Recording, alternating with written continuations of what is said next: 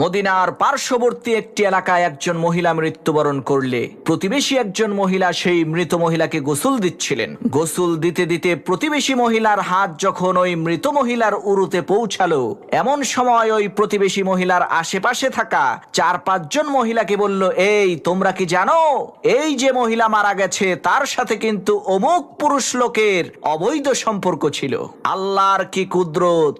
এই কথা বলার সাথে সাথে ওই প্রতিবেশী মহিলার হাত মৃত মহিলার উরুর সাথে অলৌকিকভাবে আটকে গেল।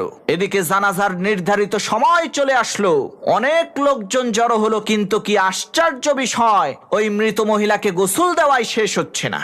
তখন বাড়ির পুরুষ লোকজন পর্দার আড়াল থেকে প্রতিবেশী ওই মহিলাকে জলদি করে গোসলের কাজ সম্পূর্ণ করতে বলল। তখন ওই প্রতিবেশী মহিলা বলল, আমি তো এই লাশকে জলদি করেই ছেড়ে দিতে চাই, কিন্তু এই লাশ তো আমাকে ছাড়তে চায় না। কি আশ্চর্য বিষয়!